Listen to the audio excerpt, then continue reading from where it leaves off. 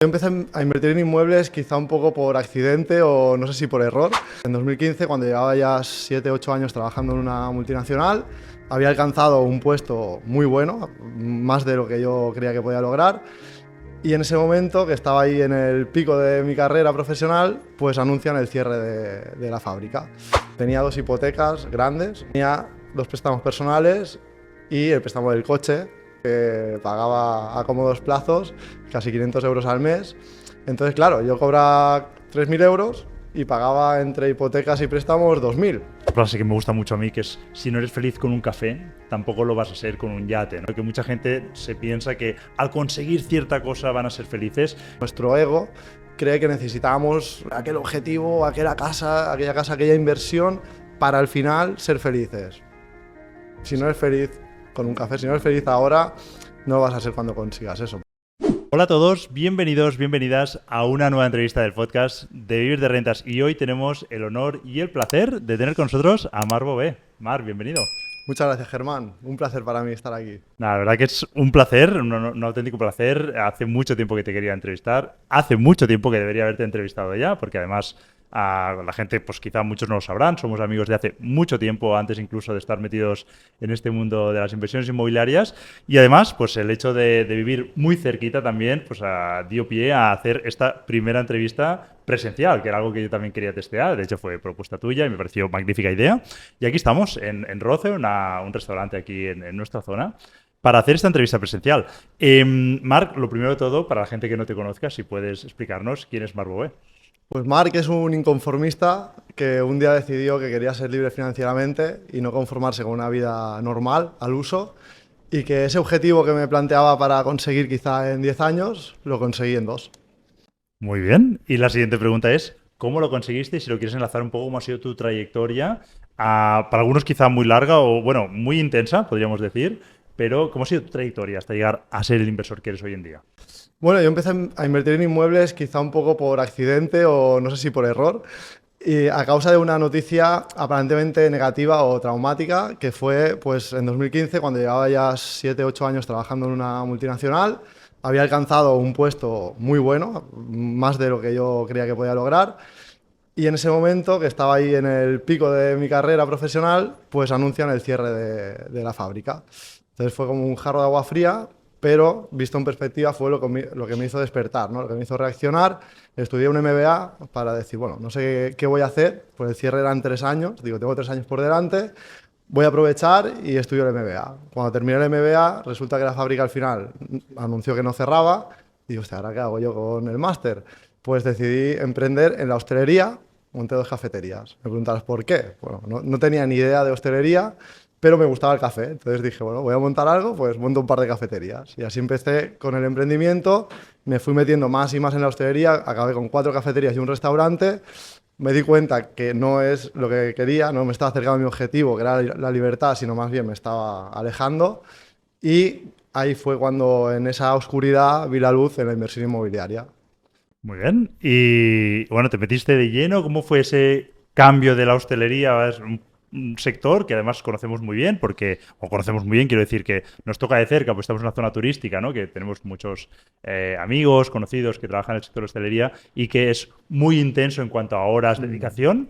En cambio, el sector inmobiliario por lo menos promete ser, ¿no?, algo mucho más relajado, que luego, obviamente, pues a medida que te vas metiendo y cuanto más lo profesionalizas, pues también requiere de su atención, de invertir tiempo, pero para nada, ¿no?, se asemeja a lo que puede ser hostelería. Así que, ¿cómo fue ese cambio de un sitio al otro?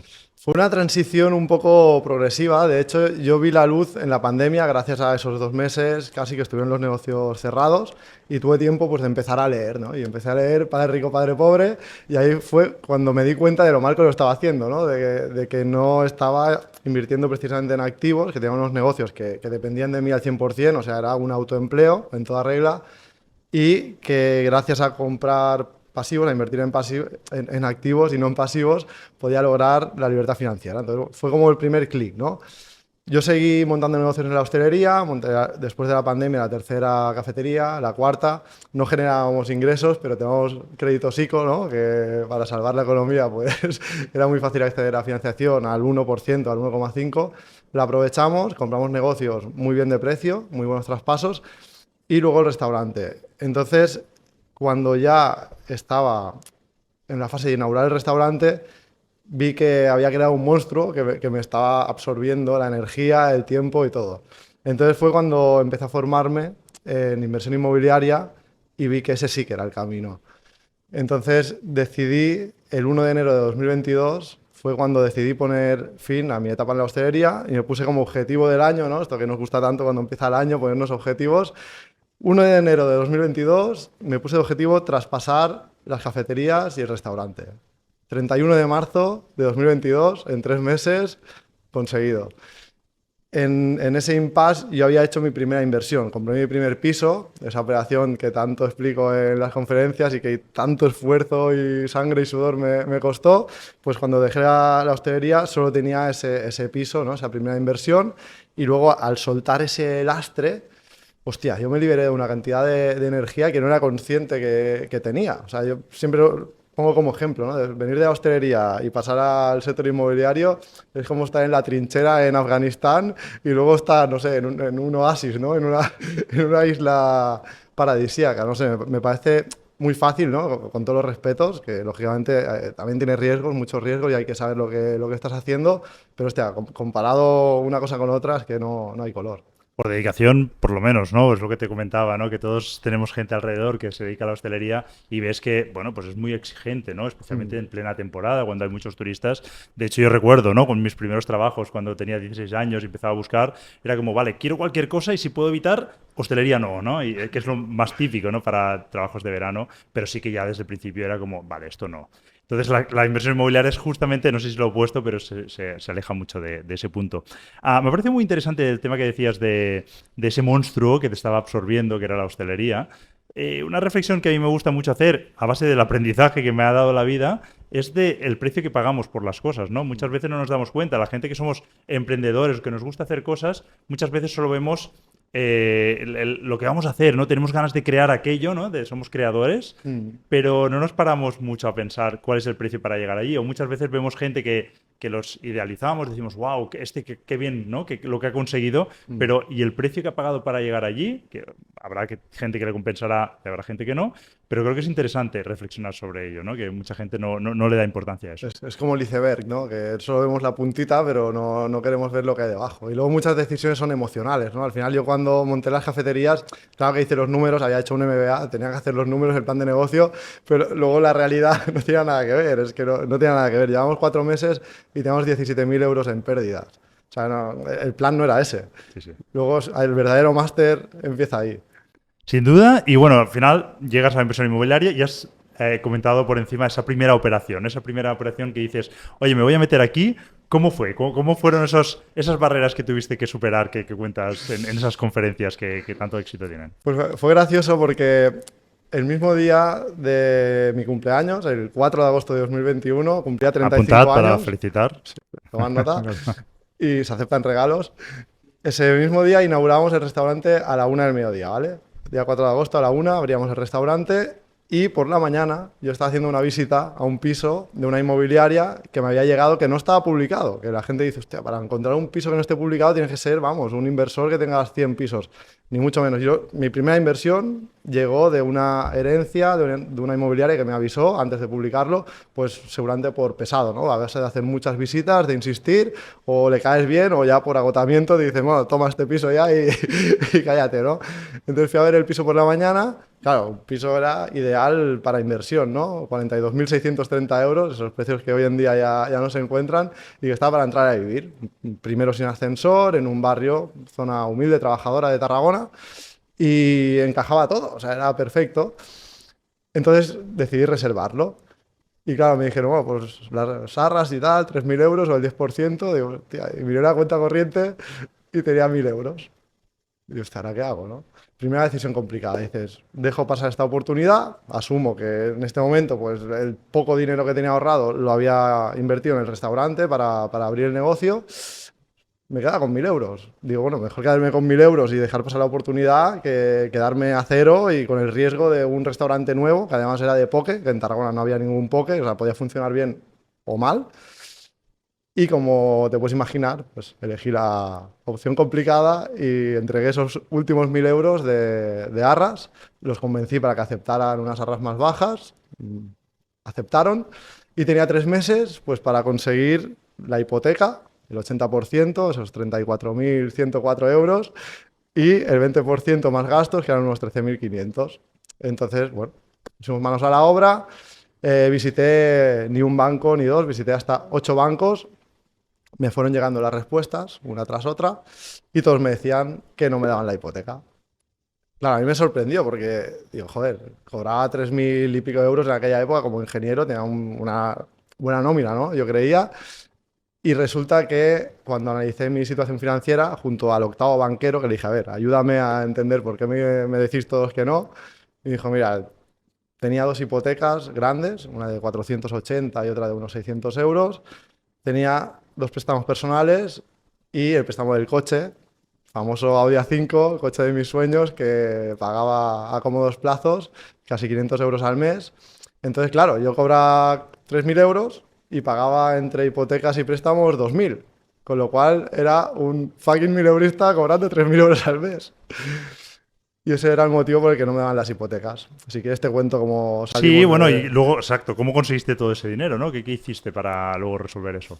Pues mira, el dinero de la entrada, los 13.500 euros, al final, afortunadamente, pues el restaurante arrancó bien, arrancó muy bien el negocio, había mucha demanda de ese tipo de comida en Tarragona, entonces superó las expectativas. A los 3 meses me pude devolver el préstamo que le había hecho a la SL para abrir el restaurante, con lo cual pude dar la entrada del piso justito, pero la pude dar. Y la hipoteca, pues tuve que tomar decisiones complicadas. La primera fue vender el coche. Tuve que No un vender coche cualquiera. un coche cualquiera, el coche de mis sueños, el coche que tenía en el fondo de pantalla del ordenador, del teléfono y bueno, el coche que siempre había soñado, ¿no? Que era ese Audi A5. Me dolió en el alma, vendí el coche, cancelé el préstamo, pero esa no fue la decisión o la única decisión complicada. Luego vino el piso en el que vivía, en el centro de Tarragona, un piso muy chulo, de 3 habitaciones, 2 lavabos, con parking, con trastero, con un balcón esquinero donde veía la puesta de sol cada tarde. Y lo tuve que alquilar, muy bien, eso sí, por 900 euros. Y me fui a vivir a un apartamento de 27 metros cuadrados en el Capsalou, en el que, bueno, pagaba un precio de alquiler bastante bajo, pero luego me di cuenta por qué. Y es que había unas cuantas cucarachas por ahí rondando. Entonces pasé un verano un poco complicado.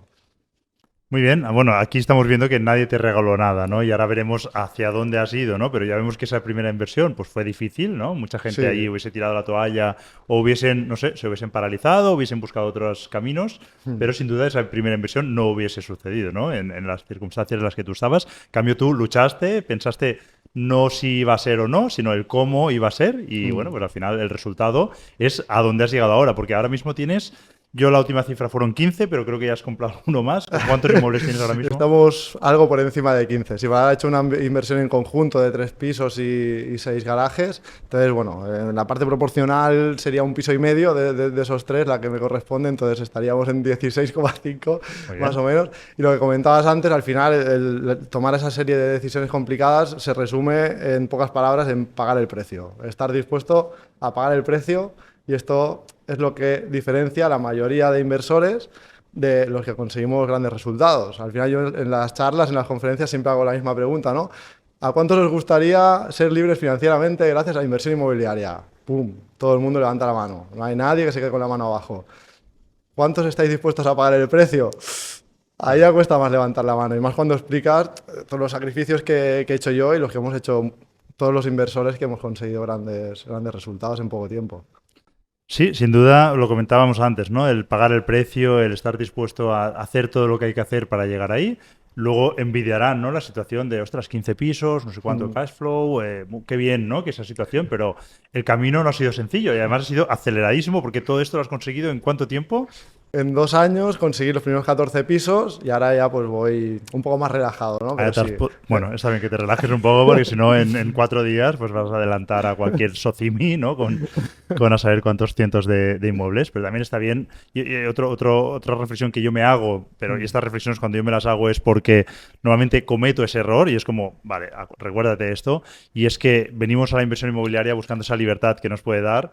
Lo que no podemos permitir es que nos la quite, ¿no? Y muchas veces te ves inmerso en más operaciones, en más trabajo, en más emprendimiento y te está quitando esa libertad, ¿no? Entonces, bueno, siempre recordarte esto y buscar el equilibrio, ¿eh? Al final hay que saber la naturaleza de uno. Si eres, pues, creador, te gusta emprender, te gusta hacer cosas, pues es muy difícil que dejes de hacerlas, pero está bien que busques ese equilibrio, por lo menos, y que tengas importante lo que es, o tengas claro que lo que es importante en tu vida y equilibrar, pues, la inversión con los emprendimientos y lo que es importante para ti. Sí, porque la verdad que si ves la foto inicial de ese 2022, cuando me fui a vivir a ese apartamento, tuve que vender mi coche, iba con un coche que era una chatarrilla que se caía a trozos.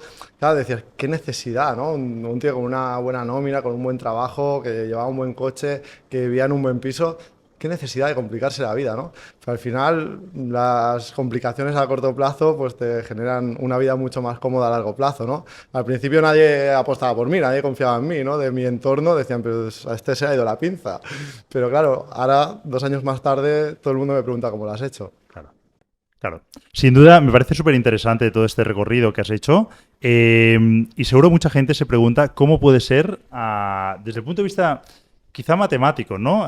De conseguir tantos inmuebles con esa nómina, con esos ingresos, porque la lógica dice que eso no es posible, ¿no? Cuando te pones a hacer números, seguramente, y lo hablamos en una cena hace un par de días, ¿no? Con nuestro amigo Carlos, que no hay lógica, ¿no? Que pueda argumentar cómo conseguir eso, pero en cambio tú lo has conseguido, ¿no? Sencillamente tú sabías que querías ir hasta allí y has buscado la forma de llegarlo, ¿no? Las ganas han superado esa lógica, ese Excel, Sí. que si yo me pongo a pintar un Excel, seguramente los números no me darían para conseguir eso, pero en cambio tú has hecho lo que haga falta para llegar ahí. Entonces, ¿cómo se consigue pasar de un piso a 15 sin una gran herencia, ¿no? Que muchos dicen, bueno, seguro que sus padres o seguro que tiene una herencia. Bueno, sin todo eso, que ya anticipo yo que no es el caso. De hecho, ya hemos comentado en detalle, ¿no? Esa primera operación, de qué situación partías. ¿Cómo se consigue hacer eso de esa manera acelerada?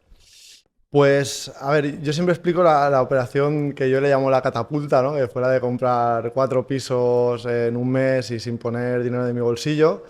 Y realmente, yendo un paso atrás, ¿no? Lo que decías antes de cómo conseguir esto, que el Excel mismo no lo aguanta, o sea, ni yo mismo creía que esto era posible antes de empezar a invertir, ni siquiera quería, o sea, yo no me planteaba comprar 14 pisos en 2 años porque no entraba dentro de mi realidad, ¿no? De mis posibilidades.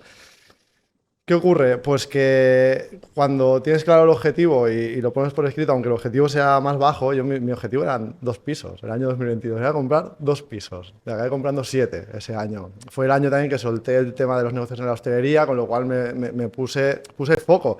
Claro, la gente también piensa, este tío hizo dinero con los negocios de la hostelería. Claro, es que yo no gané dinero con la hostelería. Yo lo traspasé. Te quitaste el lastre. Claro, devolví las deudas, que teníamos unos cuantos préstamos ICO y un montón de deudas por pagar, y me quedé limpio, entre comillas, pero no gané dinero, no fue ese capital que me permitió crecer. Entonces, Bueno, pero tuviste la nómina limpia, ¿no? Para la poder nómina empezar limpia, a crecer desde ahí. sí, el haber saneado con esa primera operación que me obligué a sanear, ¿no? A vender el coche, a alquilar un piso bien alquilado por 900 euros, a reducir mis gastos personales, pues empecé a tomar conciencia de mis ingresos, mis gastos, lo que es educación financiera básica, que yo no la tenía, o sea, yo gastaba, bueno, pues me gastaba todo el dinero, ¿no? Que ganaba, también invertía, pero al final, quieras o no, tienes negocios, pues tienes que poner dinero, ¿no? Para abrir cafeterías y restaurantes, pero un poco caótico, ¿no? Sin orden. Entonces, cuando empecé a poner orden, empecé a poner foco, sobre todo la palabra es foco, entonces encontré esa posibilidad que tampoco es que fuera mi objetivo inicial, el comprar esos 4 pisos en un mes y poco a la vez y sin poner dinero. Fue como se fue dando, ¿no? Una cosa tras otra, pero yo creo mucho en la ley de la atracción y estas cosas, ¿no? Hay gente que se ríe, pero a mí me funciona, ¿no? Entonces, Bueno, te funciona perdón matizar, pero porque pones una acción bestial. No, o sea, brutal, claro, pones el foco, atracción, pero luego tú acompañas. Sí, hay que acompañar con la acción, ¿eh? Solo pensando y visualizando no funciona. Pero sí que es verdad que hay que estar atento un poco a las señales que nos va poniendo la vida y confiar, ¿no? Al final yo confié mucho, practico la rendición, ¿no? Digo, si la vida me ha puesto esta oportunidad delante, es por algo y aunque ahora no tenga el dinero para comprarla, yo sé que lo voy a conseguir. Y en muchas inversiones ha sido así, ha sido conseguir el dinero el día antes. O sea, para la provisión de fondos del banco dicen, no, que mañana te hago la transferencia. Y ahora el día antes justo a la cifra que necesitas para la entrada de ese piso. Eso me ha pasado más de una vez. Pero bueno, a la operación de 4 pisos, que eso es lo que la gente querrá escuchar, yo lo primero que hice fue ampliar la hipoteca de mi vivienda habitual, la que no tenía alquilada en ese momento, y la amplié en 50.000 euros. Me quedaban pendientes 80.000 euros por pagar. Yo llevaba ya unos 10 años pagando la hipoteca. Además, amortizaba un poquito porque tenía la reducción fiscal esta de hasta 9.000 euros, pues yo cada mes pagaba hasta 9.000 euros de hipoteca. Era una forma de ahorrar, ¿no? Al final iba amortizando. 80.000 euros pendientes de hipoteca, el piso tenía un valor de unos 200.000 euros, con lo cual yo me llevé esa hipoteca de un banco a otro y pedí 130.000, ¿no? Los 80 para cancelar la hipoteca del otro banco y 50.000 para una reforma. Entonces alargué otra vez de 20 a 30 años, con lo cual me quedó una cuota igual que la que estaba pagando, pero con 50.000 euros en mi cuenta. Entonces, bueno, tenemos el primer paso, ¿no? 50.000 euros en la cuenta corriente para una supuesta reforma.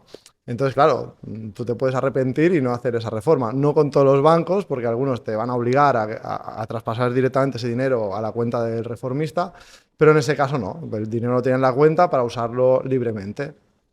Podía haber hecho varias cosas. Podía haber comprado un piso al contado, libre de cargas. Podía haber comprado 2 con poco apalancamiento. Pero en ese camino, pues fui encontrando una oportunidad, fui encontrando otra, firmé unas arras, firmé otras, dije, bueno, 2 pisitos a la vez está bien. Me sale una tercera oportunidad, digo, bueno, 3, hice los números, llegamos. Y cuando ya había firmado 2 de ellas y estaba a punto de firmar la tercera, aparece la cuarta. Y ya es lo que decíamos, que el Excel ya no daba, pero al final sacas el dinero de donde haga falta para ese piquito que faltaba, pues comprar el cuarto piso y al final me planté de repente, de la noche a la mañana, en un mes y poco, con 7 pisos. Hostia, eso ya es un número... Ya cuando miras el cash flow ya dices, ya estoy ya serio. Claro. Y eso ya pues, me ayudó a generar ese cash flow cada mes junto a los ahorros, que entonces ya empezaba a ahorrar porque ya había organizado un poco mis finanzas y había reducido mis gastos, pues fue un poco la catapulta para luego seguir creciendo rápido. Muy bien, sí, de hecho me recuerda a, no sé si fue 2017, 2018, por ahí, cuando yo estaba también haciendo crecer mi cartera de inmuebles. De hecho me puse yo también en 2 años y medio, así, fue cuando yo me lancé y me puse fuerte. Y recuerdo perfectamente, no sé si fue el primero o el segundo año, con bastantes compras recientemente y me planté en diciembre con 3 o 4 reservas de golpe y fue como, ostras, no sé cómo he llegado aquí, pero es que eran oportunidades que me parecía absurdo. Era como, las tengo que, o sea, no puedo dejarlas pasar. Y luego también pues buscas la fórmula, ¿no? de poder comprarlas. En ese caso, no sé si, bueno, por mi suerte no, yo las quería comprar, pero el banco se echó atrás. Literalmente me dijeron que se habían dado cuenta que las vendían demasiado baratas. Hostia. Esto es el mensaje que me dieron, no por escrito, pero sí que me dijeron eso. Y reclamé la reserva doblada, que lo ponía así en el documento. No, me dijeron que no, que me la devolvían, les dije que no, que doblada. Y sí, efectivamente gané algo de dinero gracias a que se echaron atrás, aunque yo prefería que me hubiesen vendido esas oportunidades porque eran pisos de los que comprábamos entonces de 40.000, alquilar por 500, cosas así, que hoy en día pues esos pisos ya valen el doble. O sea, que ojalá me los hubiesen vendido.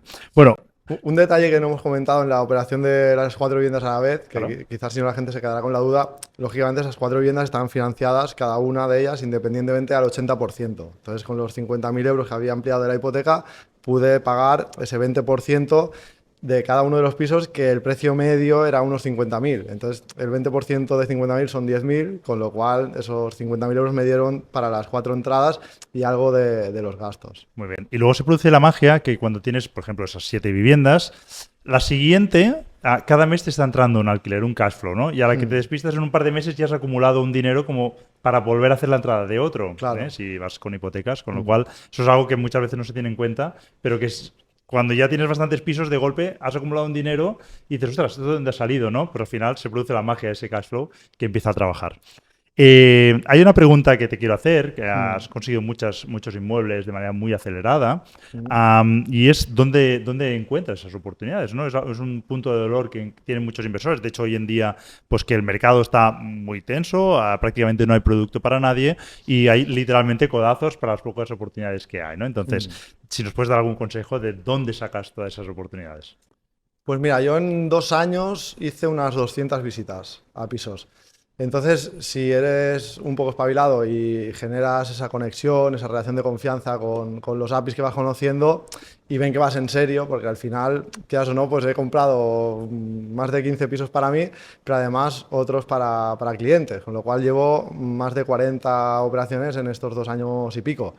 Con lo cual hay una red de contactos que va creciendo, que se va reforzando y hace mucho tiempo ya que no miro los portales, ya me van llegando las oportunidades, pero claro, al principio no, al principio hay que picar piedra y hay que hacer visitas y hay que conocer agentes inmobiliarios y hay que crear esas relaciones de confianza, esa conexión y al final vas sembrando y llega un momento en el que recoges. Lo que pasa es que la gente quiere recoger muy rápido. Sí, es una travesía por el desierto. De hecho, me he quedado con algunas cifras. Ahora has dicho esta de 200 visitas para comprar esos inmuebles.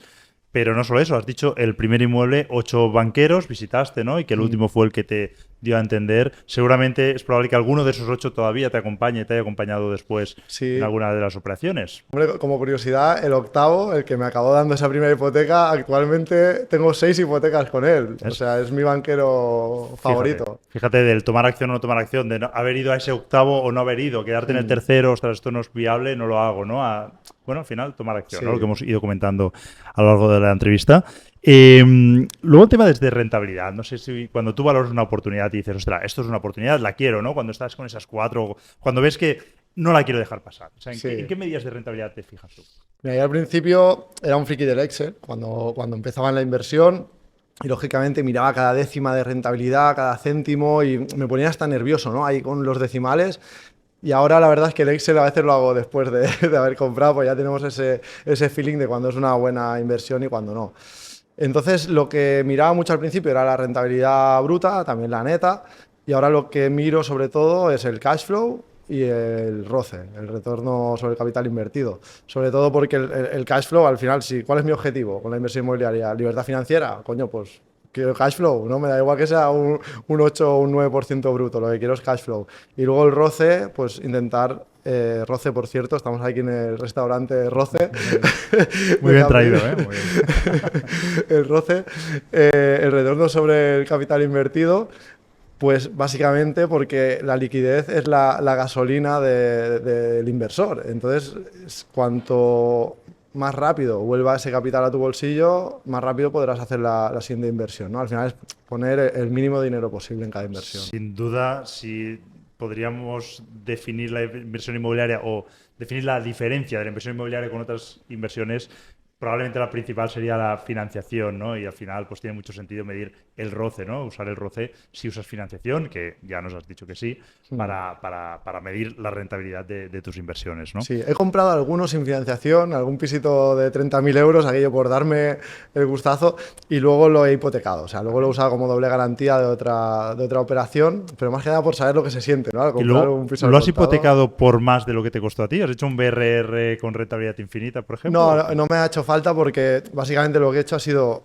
cuando he ido a comprar el siguiente piso, que era para inversión, pues el banco me daba un 70% y lo que he hecho ha sido poner ese inmueble para el 30% restante, con lo cual no me hacía falta inflar el valor. Sé que no es lo más eficiente, que se podría exprimir mucho más esa inversión, pero en ese caso simplemente lo que hacía era aportar esa segunda garantía y en vez del 70% me daban el 100. Esto lo he hecho 3 veces ya, la doble garantía. Sé que al final, claro, la gente puede pensar, puede empezar a hacer números. ¿Cuánto dinero necesita este tío para haber comprado 14 pisos?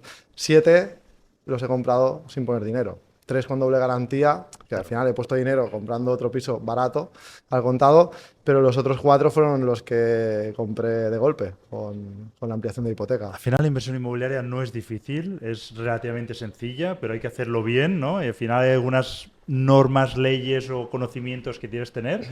y que cuantos más tienes de estrategias de este tipo, pues más recursos tienes, ¿no? Como tú dices, has comprado muchos inmuebles sin poner dinero, no hace falta estudiar un máster para entender cómo funciona eso, pero sí que la diferencia de conocerlo o no conocerlo puede marcar el hecho de que llegues a donde has llegado tú, ¿no? Claro, al final es como una partida de cartas, ¿no? Tú tienes unas cartas y las tienes que saber jugar lo mejor posible. Eso es. Sí, sí. Muy bien. Oye, seguimos con unas cuantas preguntas más que tengo muchas ganas de hacerte. La primera, bueno, nos has explicado esa cuádruple operación, pero también has dicho que ahora estabas metido en una operación así bastante interesante. No sé si nos puedes contar pues, la última operación o alguna que tú consideres pues, más relevante para que la gente pues, entienda un poco más el perfil de inversiones. Vale. La operación en la que estoy, o estamos actualmente, pues no la estoy haciendo solo, estoy la verdad que muy contento y orgulloso de esta operación porque aparte de la rentabilidad que le vamos a sacar, que es bastante alta, es una operación que le tengo especial cariño por cómo me ha llegado, ¿no? Cómo he construido el camino, cómo se han ido uniendo los puntos hasta que he llegado al contacto a la persona que me ha traído esta operación, ¿no? Pero esto si quieres te lo cuento luego y empezamos por los números. Venga. Hemos comprado 3 pisos de obra nueva del 2008, uno de 4 habitaciones, uno de 3 y uno de 2, con 6 plazas de garaje, en un edificio que tiene ascensor, que la comunidad está bien, que hay gente viviendo. Y todo el paquete, 3 pisos más 6 plazas de garaje en un pueblo, no es en una capital, es en un pueblo de la provincia de Tarragona, nos ha costado 180.000 euros Muy bien. en subasta judicial. Luego hay que asumir una serie de costes, de gastos, ¿no? Que sean pues, los IBIs pendientes, la comunidad pendiente, y hay cositas que van sumando. O sea, que el número bonito es 180, luego el número real será 200 y pico, pero claro, que el valor de mercado de todo esto es más de 400.000 euros. Estamos hablando conservador, yo creo, de 420.000. Muy bien. ¿Y el objetivo de esta inversión qué es? ¿Luego hacer un flip o os lo vais a quedar en alquiler? Es hacer un flip. Lo bueno es que al ser una subasta judicial lo hemos comprado a ciegas y de momento hemos podido ver ya 2 de los 3 pisos. Es que es muy reciente, ¿eh? O sea, te hablo de que la semana pasada estaba firmando en el juzgado y 2 de los pisos están impecables. O sea, habíamos contado en los números, en uno reforma integral, pues nos habían dicho que estaba destrozado, ¿vale? Asumimos 30.000 euros de reforma integral. Vamos a ver el piso, reventamos la puerta antiocupas porque no teníamos llave y nos encontramos un piso impecable, no hay ni que pintar. O sea, tiene hasta la cocina, tiene el vitro, tiene el horno nuevo con los plásticos, los papeles, vamos, increíble. ¿Premio? Sí, y el otro que en principio era un lado de cara, pues nos habían dicho los vecinos que lo habían visto porque estaba precintado por la policía, pues lo intentaron ocupar y los últimos que lo vieron nos dijeron que estaba bien, decente. Contamos 10.000 euros, ¿no? Siendo conservadores, siempre con los números, llegamos y estaba igual que el otro, estaba nuevo. Entonces hará falta ver el tercero, pero pinta muy bien. Bueno, pero el escenario tenéis que reformar uno integralmente, en el peor, ¿no? Pero ya vemos que las sorpresas de momento son positivas. Muy positivas. ¿Y cómo te metes en la subasta, no? ¿Cómo llegas a ese punto de pasar de comprar pisos más inmobiliarios a decir, oye, hay esto, ¿no? ¿Cómo os llega y cómo decidís Claro. tirar adelante? Aquí es la parte bonita, romántica de la historia, ¿no? La que me gusta, de cómo se van uniendo los puntos. Pues, mira, yo llevo 2 años comprando muchos pisos, primero para mí y luego para clientes como personal shopper. Entonces, a la práctica, esto se traduce en que cada semana estoy en el notario. A veces 2 veces por semana. Hoy, por ejemplo, he estado esta mañana y mañana vuelvo. En este caso, hoy con un cliente, mañana con otro, pero la semana pasada estuve para mí, ¿no? Que vendí un piso. Entonces, se genera una relación de confianza con el notario, ¿no? Que no es que siempre vaya al mismo, pero casi siempre, ¿no? Al final, pues, generas confianza, es un buen profesional y vas cogiendo cada vez mejor afinidad, ¿no? Con esa persona. Y cuando fui a firmar mi 15ª operación, que fue a principios de este año, pues yo estaba emocionado, ¿no? El día que iba a firmar el acta previa, pues se lo expliqué. Digo, hostia, que esta es una firma especial para mí, es diferente, porque es un objetivo vital que me había puesto, ya no tanto porque sea el piso número 15, sino porque llegaba al objetivo de cash flow que me había propuesto alcanzar en unos cuantos años más, ¿no? Y al final he llegado en 2 años y poco, que supone mi libertad financiera, tío. O sea, es que esta inversión es el paso a mi libertad financiera, lo que no había ni soñado de pequeño porque no sabía que se podía lograr, ¿no? Pero que desde que me puse ese objetivo yo lo veía muy lejos. Y hostia, le transmití mi emoción. Entonces el tío me dijo, vale, pásame el número de tu banquero que tengo que hablar con él. Bueno, le pasé el número de mi banquero y entonces mi banquero me envía la provisión de fondos corregida, ¿no? Y donde ponía notario 1.100 euros, veo cero. Yo, joder, que me está regalando la firma, tío. Yo no le había pedido eso, ¿no? Pero mejor qué detalle.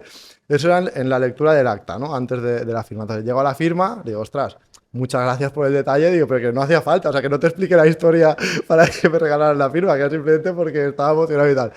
No, de eso nada, que tú estás aquí, me traes un montón de clientes, vienes a firmar siempre aquí conmigo y tal, y te lo quería agradecer, no solo con esto, digo, joder, que hay más.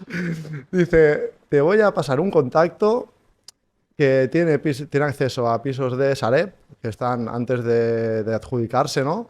De estos que están en subasta judicial, subastas que quedan desiertas y tal, y dice, y me ha pasado una operación muy buena en la que yo no puedo entrar o no quiero entrar porque en este momento pues estoy con otras inversiones y tal. Toma el número de teléfono y habla con él. Yo, sin expectativas, ¿no? Digo, pues hablaré con él, ¿no? Hablo con él y justo me dice, mira, tengo esta operación en este sitio, que es mi pueblo, lo conozco perfectamente, es donde he nacido, donde me he criado, y que era un bloque que junto con otros amigos que también son inversores, le habíamos echado el ojo. Decíamos, hostia, esto tiene muy buena pinta, ¿no? Y preguntando por ahí nos dijeron, no, claro, esto es del Sareb, pero claro, del Sareb, ¿cómo llegas, no? A un piso de Sareb que no está publicado en ningún sitio. Entonces, como que, joder, el destino nos lo puso, ¿no? Digo, toma, ¿quieres esto? Pide y se te dará. Y justo llegamos a esta operación que te acabo de contar. Muy bien. Bueno, tenía que ser para vosotros. Estaba claro que todo no ha apuntado hacia allí. Al final, obviamente, esto no es casualidad, no es suerte, sino que has ido picando muchas piedras. Te ha costado 15 inmuebles en ese notario y otras operaciones también que has hecho por allí como PSI. Con lo cual, bueno, pues al final haciendo cosas pasan cosas, no queda otra. Oye, muy interesante. No sé si quieres comentarnos alguna otra operación o te hago algunas preguntas más antes de terminar la primera parte de la entrevista, pues sabes que luego hay una materia de preguntas para conocerte un poco más. Perfecto. A ver, te he explicado esta operación que podría considerarse como un flip, aunque igual no tenemos que hacer casi nada de reforma, pero sería mi primer flip, en conjunto en este caso. Pero luego en alquiler tradicional, mi última operación está la número 15, ¿no? La que supuso cruzar esa frontera. Pues es una operación que, aunque todavía no la hemos puesto en marcha, pues todavía no está alquilado el piso, pero estoy muy orgulloso de la compra y de cómo ha transcurrido también la operación, porque es una obra nueva también, del 2007-2008, y en este caso hemos comprado una escalera entera de 6 viviendas entre amigos y clientes, ¿no? Entonces, como que los 6 pisos están ahí en buenas manos y es casi un proyecto conjunto más que una inversión porque hay que poner en marcha la escalera, la comunidad, estaba sin luz, sin agua, estaban los pisos vandalizados, hemos tenido que hacer instalación eléctrica de cada piso y ahora estamos haciendo la de la comunidad. Entonces, bueno, lleva un tiempo, pero claro, compramos pisos de obra nueva de 3 habitaciones, 2 lavabos, con plaza de parking y trastero, por entre 75 y 80.000 euros, ¿no? El valor de mercado de estos pisos, cuando la escalera esté a régimen y en funcionamiento, siendo conservador, te diría 120.000 euros, pero es que va a ser más, ¿no? Es en otro pueblo, no en el mismo, es en otro pueblo,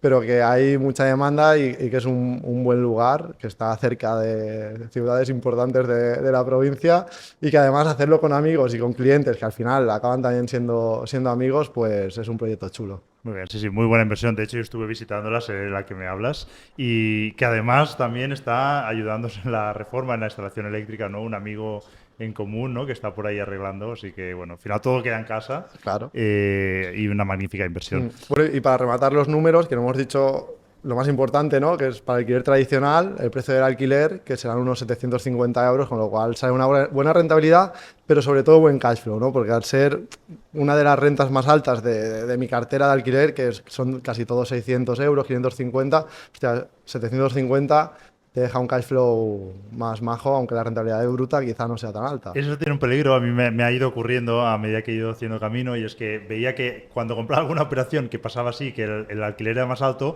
bueno, a lo mejor la rentabilidad no era tan buena, pero el dinerito que me llegaba a mí después cada mes no era más alto y era como... pues casi que prefiero esto, ¿no? Progresivamente me he ido mirando hacia ese modelo de pisos que a lo mejor no son tan rentables. Obviamente no renuncio demasiado a la rentabilidad, a algo sí que renuncio, pero que suelen estar en mejor ubicación o obras nuevas en pueblos, pero que hayas un mejor perfil de vivienda y que te dan un mayor cash flow, que al final es lo que decías tú, que sí, que la rentabilidad está muy bien y cuando comparamos operaciones, sobre todo al principio, pues es muy interesante porque quieres crecer muy rápido y al final la rentabilidad es lo que te va a ayudar a crecer. Pero llega un momento que a lo mejor dices, oye, pues a lo mejor quítame medio punto o un punto de rentabilidad, pero dame 100 o 200 euros más de cash flow por operación Claro, y lo voy a agradecer más. tal cual. Muy bien, y seguro que a lo largo de tantas operaciones, pues habrás vivido muchísimas anécdotas. No sé si nos puedes contar pues alguna anécdota, algún hecho curioso o divertido que te haya ocurrido. Bueno, te podría contar una como PSI, que es que compramos un piso de particular y cuando visitamos el piso pues tenía luz y agua, ¿no? Entonces, bueno, das por hecho que el señor, que era un señor mayor que nos vendía el piso, pues pagaba su luz y su agua y que simplemente era hacer el cambio de nombre de los suministros. Entonces, mi clienta compró el piso y yo el mismo día le busqué la inquilina. Ya había hecho el trabajo previamente, ¿no? Ya teníamos la inquilina entra en el piso, vamos a hacer el cambio de suministros. Llega el de Endesa y nos abre una incidencia porque la luz estaba pinchada. Claro, fallo mío por no haberlo mirado antes, pero es que los contadores estaban cerrados con una llave de candado no de las estándar, sino que, bueno, o petaba el candado o en ese momento no había nadie en el edificio para mirarlo. Y exceso de confianza, ¿no? Decir, este señor mayor no va a tener la luz pinchada. Pues resulta que le habían intentado ocupar el piso, los ocupas pincharon la luz, bueno, una historia. Total, que teníamos que cortarle la luz a la señora, ¿no? Había que quitarle el enganche y hacer el alta del contador bien hecha. Eso suponía dejarle sin luz, al menos un par de días, ¿no? Que tardaba Endesa en hacer ese trabajo desde que tú presentas el boletín hasta que te vienen los técnicos, te montan el contador. Entonces se acercaba Navidad y la señora ya había hecho la compra y tenía pues toda la nevera llena de marisco, los congeladores hasta arriba. Pues te puedes imaginar la situación yendo yo con 2 bolsas del Mercadona a vaciar el congelador de la señora, llevármelo a mi casa, a mi congelador y buscarle un hotel para que pasara pues 2 noches fuera de casa al no tener luz y agua. Pues cuando ya estaba todo el montaje hecho, gracias a que también tengo un contacto, no en Endesa, pero en un punto de survey que al final dan punto de servicio, que dan este servicio y tienen contacto con los técnicos, le dije el problema, ¿no? Digo, usted, si me lo puedes agilizar. Total, que vinieron por la mañana a hacer la instalación para hacer el boletín y a las 12 del mediodía estaba el de Endesa montando el contador, con lo cual la señora estaba trabajando, todavía no había hecho ni el check-in del hotel, le dije, no hace falta que lo hagas, cancelamos la reserva que ya tienes luz en casa. Bueno, final feliz. Sí, y por la tarde pues le devolví los langostinos y... Bueno, la señora tranquila, a ver, yo creo que es un error que todos podríamos cometer, ¿no? Porque al final lo último que te piensas es que estará pinchada de salud. No Claro, sueles bajar a ver cómo está el contador y asegurarte ahora que lo hago. es lo que te voy a decir. Seguramente ahora tú sí que lo haces, pero la mayoría de inversores no solemos hacer eso. Así que bueno, lo apuntamos también en la checklist de una cosa más a comprobar. Muy bien, oye, con mayor perspectiva dentro del campo de la inversión, ¿inviertes 100% en inmuebles o también inviertes en algún otro campo? Más o menos tengo el 80% de inversiones en inmuebles y el otro 20%, la mayor parte de fondos indexados y una pequeña parte de criptomonedas. Bien. Tuve una época, pues que lo típico, ¿no? Que empiezas a jugar un poco con el trading, con las criptos y tal, y lo he ido dejando cada vez más de lado, pero mantengo una pequeña parte. Yo, de hecho, confío en el mundo, la tecnología blockchain y las criptos a largo plazo, a muy largo plazo, pero para especular a corto plazo, pues la verdad es que no tengo ni tiempo ni ganas, así que tengo esa pequeña inversión ahí casi simbólica y luego en fondos indexados sí que voy invirtiendo periódicamente, pues cada mes meto un dinero que es por una cuenta de ahorros que con el interés compuesto a largo plazo pues ya va haciendo su trabajo. Muy bien, pues buena diversificación.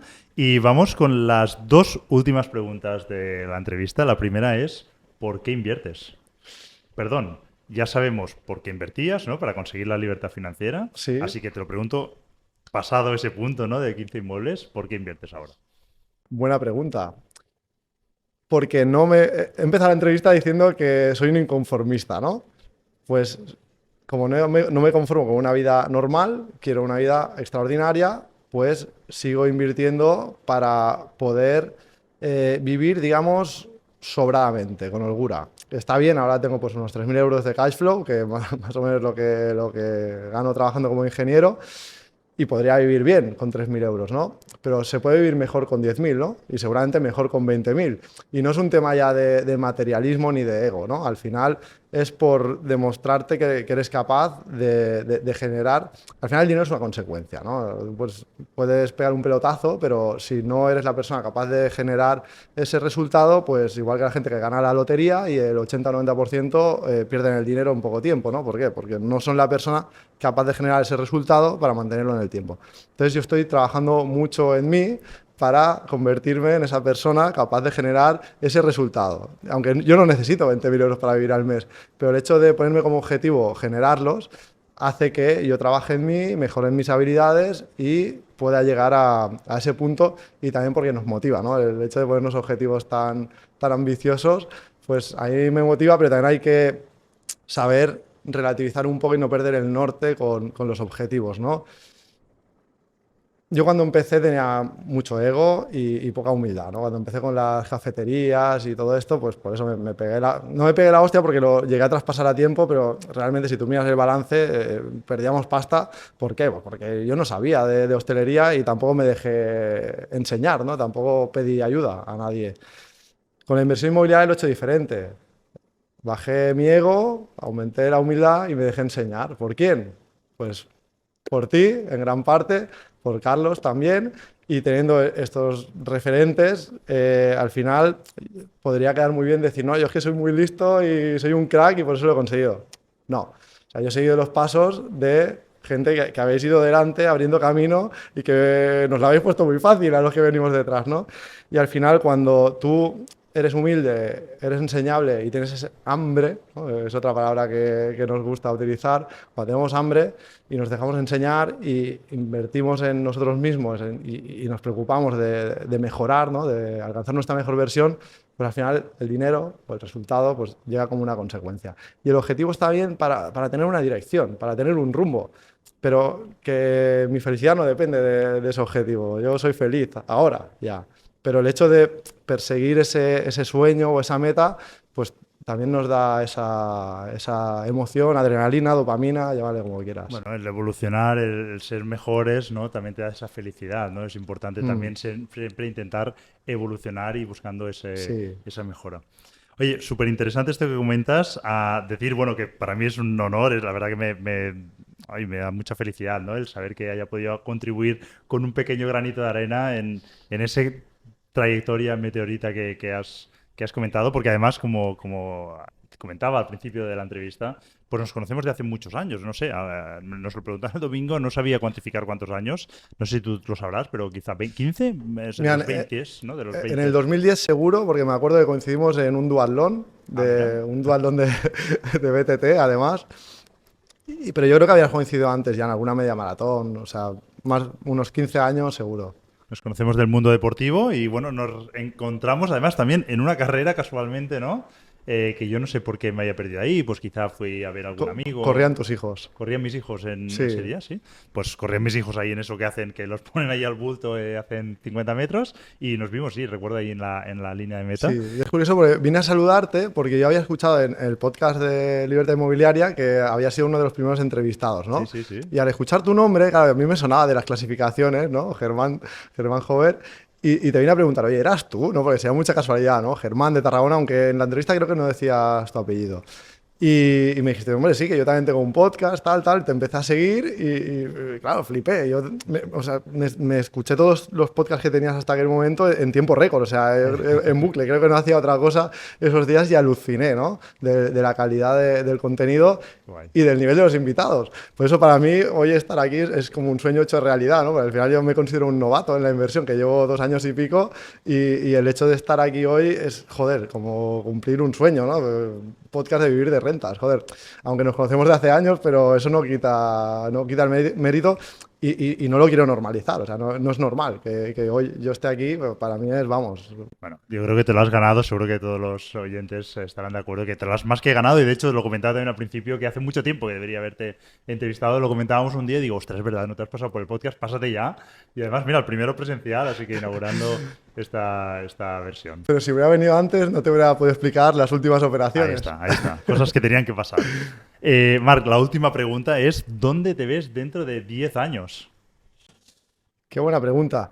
Pues a ver, lo que veo claro es que tendré una casa primera línea de mar, o sea, vista frontal al mar, porque es otra de las cosas que tengo en mi fondo de pantalla, junto con el Audi A5, que por cierto, podemos comentar, ¿no?, que el Audi A5 ya ha vuelto. Ese coche que tenía en el fondo de pantalla y que tuvo que vender para la primera operación, pues este año, ¿no? Por fin. Además, el modelo nuevo, en blanco, que me gusta más que el otro, que era en gris. Y bueno, en el panel de visión tenía el Audi A5, tengo la casa con vistas al mar y tengo otra cosa que es dar una conferencia delante de 10.000 personas. 10.000 personas, nada más y nada menos, ¿eh? Muy bien. Bueno, a ver si este podcast llega a 10.000 reproducciones, pero no será lo mismo, ¿eh? Bueno, nos acercamos, ¿eh? Muy bien, ostras. Muy bien, pues ahí estaremos para verlo. Y bueno, al final lo que decías del coche, ¿no? Una frase que comentas, ¿no?, últimamente, que es primero el flujo, después el lujo. Muy bien. Y para la gente que no lo malinterprete, lo del flujo es el flujo de efectivo. Muy bien. Pues nada, una frase que resume muy bien, ¿no?, de tu carrera, cómo empezaste, cómo le diste la vuelta y cómo has llegado aquí. Y ahora sí que, oye, te lo tomas con más calma, sigues buscando, sigues invirtiendo, pero ya con otra mentalidad y sobre todo disfrutando. Ya has dicho una reflexión de que ahora eres feliz, ¿no? Yo creo que buscas esa mejora, pero más por la mejora en sí, y no tanto por el resultado.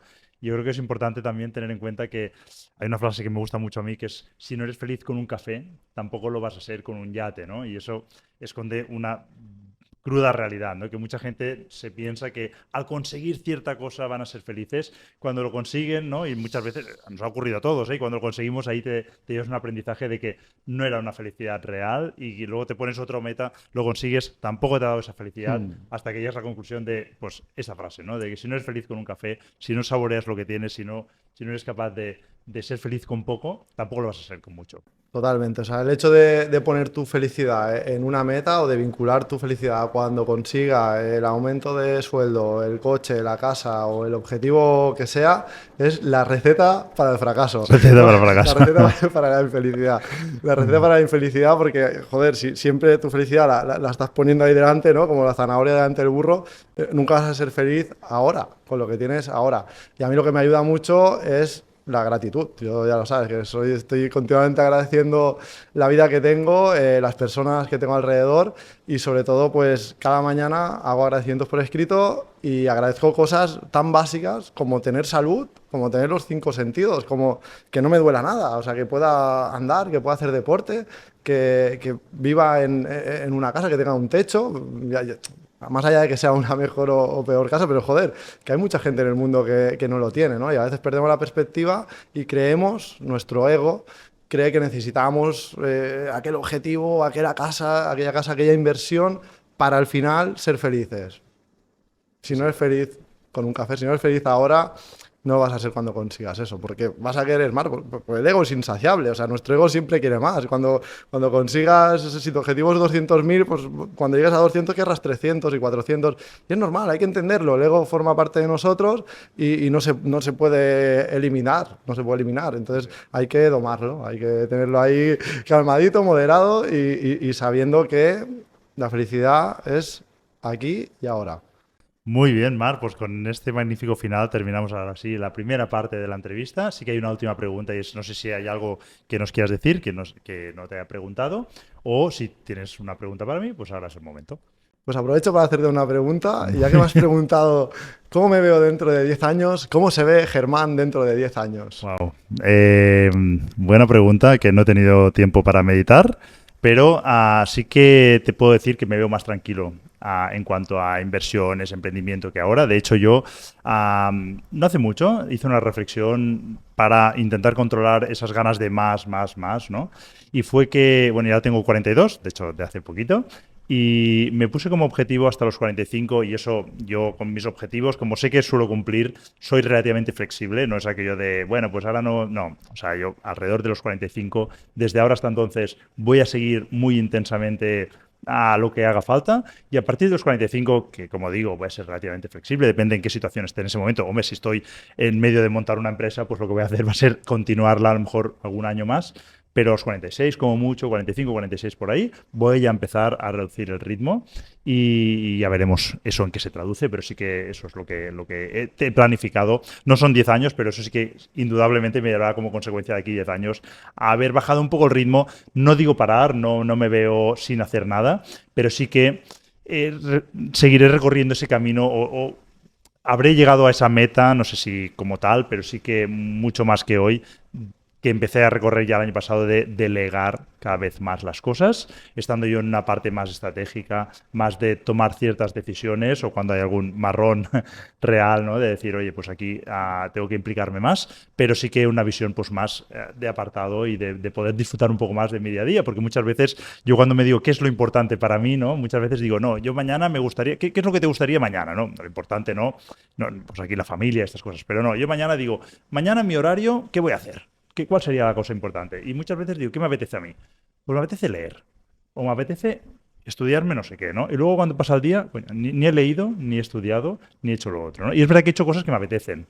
Pero esto, un día detrás de otro, es como, bueno, vale, pues entonces tengo que empezar a ponerle remedio. Y ya se lo pongo hoy en día, porque cuando me doy cuenta, pues le doy la vuelta, ¿no? Y le pongo remedio, pero es verdad que me veo, pues si visualizo cómo me gustaría que sea mi vida de aquí 10 años, sí que me gustaría que sea una vida como que le pueda dedicar más tiempo a las cosas que me gustan, más, que no solo el emprendimiento, sino que no todo sea emprender negocios, inversiones, sino, oye, pues disfrutar con los amigos, viajar más. Bueno, y en cierto modo estoy haciendo para que todo eso ya sea desde hoy así, ¿eh? Y es verdad que me queda camino, pero intento pues que yo, hace poco estuvimos casi un mes de vacaciones, o de viaje, mejor dicho, porque de vacaciones no, y trabajé casi cada día, una horita y media, pero poderme permitir tener esa vida, pues para mí ya es un gran éxito, ¿no? Si me preguntaran si soy exitoso, pues diría que sí, pero en buena medida por haber conseguido eso y que todavía, como digo, me queda camino, pero seguro que en 10 años lo tendré amarrado. Muy bien. Seguir avanzando, seguir progresando, pero desde la calma, desde un estado más... Sobre todo por lo que he dicho en algún momento de la entrevista de saber el precio que pagamos, ¿no? Por las cosas y se paga un precio a veces demasiado alto.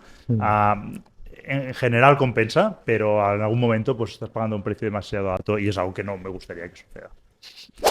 Marc, magnífica entrevista, la verdad que he estado súper a gusto contigo y nos queda la segunda parte que son unas 15 preguntas rápidas para conocerte un poco mejor y además he traído aquí mi reloj habitual para no despistarme. El reto es responderlas en menos de 3 minutos. Perfecto, déjame beber agua que no me pillo con la boca seca. Prepárate y cuando tú me digas le voy a dar aquí al start y voy a empezar a lanzar las preguntas. Cuando quieras. Venga, vamos allá. Empezamos. Venga, ya funciona esto. ¿Vives en propiedad o alquiler? De alquiler. ¿Una ciudad que recomendarías para invertir? Tarragona. ¿Alquiler o flipping houses? Las dos. ¿Qué es lo que más valoras de una persona? La honestidad, la integridad.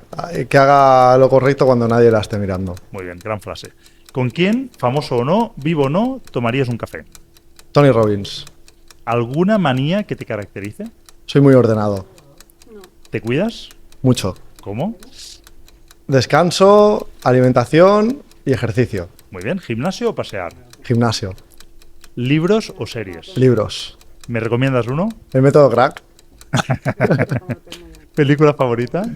Película favorita, El Fundador. Muy bien. ¿Me recomiendas un restaurante que no me pueda perder? Roce. Muy bien, es justo donde estamos. ¿Qué es para ti la felicidad? La felicidad es progreso. Muy bien. ¿Y el éxito? El éxito para mí es estar en paz y sentir plenitud, sentirte realizado. Muy bien. Y por último, ¿qué sueño te gustaría cumplir? Bueno, sobrado, ¿eh? Sueño, pues, ser entrevistado en el podcast Vivir de Rentas. Ya lo acabo de cumplir, así que el siguiente sueño es la conferencia delante de 10.000 personas. 10.000 personas, muy bien. Oye, 1 minuto 22, no recuerdo si alguien lo ha hecho por tan poco, creo que no. Creo que los anteriores tiempos estaban en 2 minutos, así que enhorabuena, porque yo creo que has superado todos los récords. Somos competitivos, los que venimos del mundo del triatlón. Justo te iba a decir eso, conociéndote, sabía que ibas a intentar batir el récord. Así que te ha sobrado 1 minuto y medio. Muy bien, Marc. Enhorabuena ¿Y por toda la el premio trayectoria. por hacer el récord? Pues una comida en Roce o en el restaurante que tú quieras. Perfecto. Marc, ha sido la verdad un honor poderte entrevistar y haber visto toda esa trayectoria y también pues la gente que no te haya conocido todavía, que seguro que hay mucha gente que ya te conocía, Mm. pero bueno, incluso los que ya te conocían, que hayan conocido alguna versión más de Marc que no conocían hasta ahora. Y solo deseo que hayas estado cómodo a lo largo de la entrevista. Muy cómodo, Germán. Ha sido un auténtico placer y súper feliz y agradecido de haber estado aquí. Gracias. Muy bien, muchas gracias.